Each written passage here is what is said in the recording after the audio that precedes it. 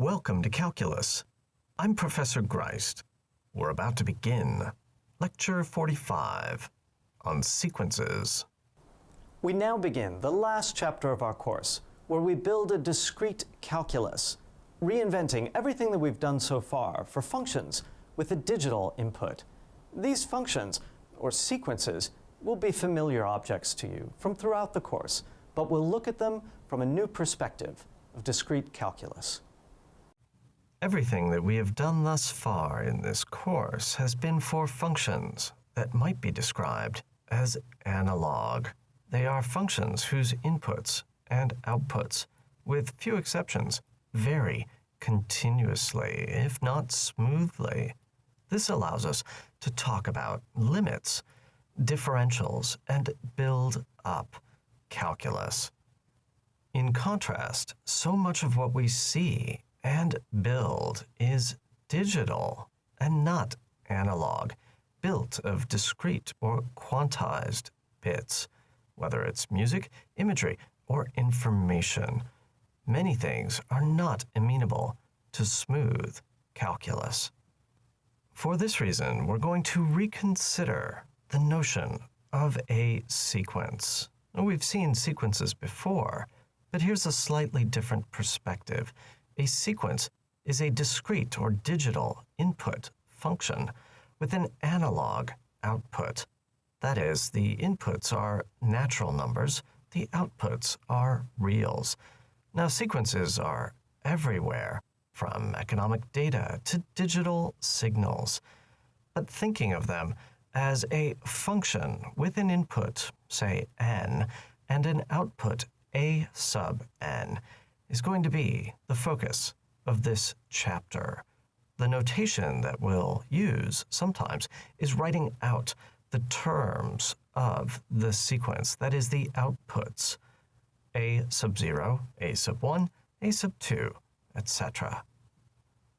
Now our goal is going to be to redo everything that we have done in this calculus class, but in a digital form or a discrete form for functions with a discrete input, that is, for sequences. All of the many things that we have discovered so far have digital images in this discrete calculus. We'll begin, as we began this course, with examples of interesting functions or sequences. For example, there are many sequences that are polynomial, like n squared. Other sequences do not grow like a polynomial, but are rather exponential, like the sequence 2 to the n. How would you describe the sequence 1, negative 1, 1, negative 1, repeating? Well, it seems a little odd at first, but one could describe this as a trigonometric function, for example, as cosine of n times pi.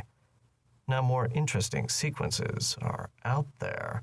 For example, what if we remove the pi and consider the sequence cosine n? If we plot the terms of that sequence as a function of n, we see a curious mixture of wave-like behavior, but non-repeatability. The sequence never repeats, and in that way it's a little bit unlike the trigonometric function cosine. This phenomenon is rather curious. You've seen it before if you've ever seen an object that spins so fast that your visual refresh rate can't keep up with it, and it looks like it's spinning at a different rate or even in a different direction. This is sometimes called aliasing. Let's begin our construction of discrete calculus with the notion of a limit. Now, what does it mean to take the limit of a sequence? Well, I believe our adventure begins with failure because of the discrete input. It doesn't make sense to talk about getting as close as you want to n equals 11. The one circumstance under which it does make sense is to take a limit as n goes to infinity. in this setting, then the original definition of the limit as n goes to infinity makes sense. We say that that limit is L if for every epsilon we find some value, let's say capital M, past which the output of the function lies within epsilon of the limit. This has to continue for any value of epsilon that is desired. As we change the tolerance on the output, we can find a new tolerance on the input in order to satisfy the condition. So with that in mind, why would we bother taking limits of sequences? Well, you've done so already in the context of Taylor series and approximation. We began this very course with the discussion of what E was in terms of the limit of a sequence. E is 1 plus 1 plus 1/2 plus 1/6, and each of these finite sums can be thought of as a term in a sequence whose limit is E. At other times in this course, we've implicitly assumed that we can take a limit of a sequence. We did so in Newton's method, where we glibly stated that we hope the limit of this sequence of points converges to the root that we were looking for. Now, all of this is good motivation, but how does one compute limits? The principle that we'll see over and over again is that one can use continuous methods to solve discrete problems. Let's see a simple example. Consider the sequence a sub n equals 1 plus alpha over n to the nth power. You've seen this before in the context where n is x, a continuous variable. Solving for the limit as n goes to infinity follows the exact same method. We take the log of both sides, pull that log inside the limit, and use it to remove the exponent n out in front. Then we use our knowledge of Taylor series to expand that logarithm as alpha over n plus big O of 1 over n squared. And this is the key point, that our use of Taylor series and big O works just as well in the discrete setting as in the continuous. And so we can evaluate the limit, exponentiate, and get an answer that should be very familiar. Another example would be a sub n equals 2n squared minus n square root of quantity 4n squared plus 5. We would attack this by doing some algebraic manipulation, factoring out a 2n squared. What is left is of the form 1 minus square root of 1 plus 5 over 4n squared. Here we see another Taylor series lurking, that involving the square root. Using the binomial series, we can obtain, after a little bit of algebraic simplification, that the leading order term is negative 5/4. Everything else is in big O of 1 over n squared. And so when we take the limit, we obtain negative 5/4. Now, not every limit is so transparent. For example, what would you do if asked to evaluate something of the form square root of 2 plus square root of 2 plus square root of 2 plus square root of 2, etc., all nested? Well, the appropriate way to handle something like this is to realize it as the limit of a sequence, where we build things up step by step, beginning with root 2, and then with root 2 plus root 2, etc.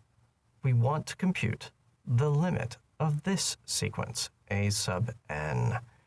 Now, in order to do so, there's one difficult and critical step. That is, you need to determine the recursion relation that the terms satisfy. In this case, I'll tell you that it is the following. a sub n equals square root of 2 plus a sub n minus 1.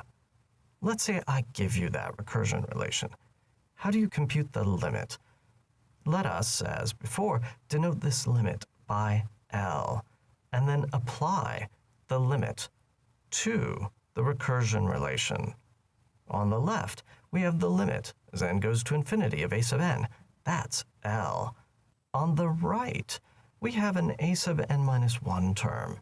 What's the limit of that as n goes to infinity? Well, of course, it too must be L. Now we're assuming that we can slip that limit in under the square root. Let's forget about whether that's legal or not and see what happens when we try to simplify this algebraically. Squaring both sides, we obtain L squared equals 2 plus L. With a little bit of rearrangement, we get a polynomial that easily factors into L minus 2 and L plus 1. Now this polynomial has two solutions, namely -1 and +2. We know that the limit of this sequence is not a negative number, and therefore, if the limit exists, it must be equal to 2. Indeed, the limit does exist and is 2. Let's look at another limit of this form. In this case, 1 plus 1 over 1 plus 1 over 1 plus 1, etc., all nested together. As before, we can write out a sequence that gets closer and closer to this. A0 is 1, A1 is 1 over 1 plus 1, A2 is 1 over 1 plus 1 over 1 over 1, or something like that. I don't know. It keeps going. The tricky part in this case is to find the recurrence relation that these terms satisfy. Once again, I'm going to tell you what it is. It is that a sub n equals 1 plus 1 over a sub n minus 1. This instruction tells you how to build the next term. In order to compute the limit of the a sub n's, we follow the same procedure as before, taking the limit of the recursion relation, substituting in L for a sub n and a sub n minus 1. And then, with a little bit of algebraic rearrangement, what do we see? We get L squared minus L minus 1 equals 0. This has roots 1 plus or minus square root of 5 over 2. One of these is negative, the other positive. We'll take that positive square root, and that is our limit. This particular value is of some independent interest. It is sometimes called the golden ratio, and given the symbol phi, it equals 1 plus root 5 over 2. Now, perhaps you've seen the golden ratio before in the context of some other sequences. Perhaps you've seen the Fibonacci sequence that begins with 0, 1, 1, 2, 3, 5, 8, 13, 21, 34, 55, 89, etc. There's a lot of interesting mathematics hiding behind here. If you'd like, you might want to take a look at the bonus material for a hint at what calculus will be able to tell us about the Fibonacci sequence. We began this course in calculus with the discussion of functions and a contemplation of the exponential function. In the same manner, we've begun our construction of the discrete calculus by considering functions or sequences.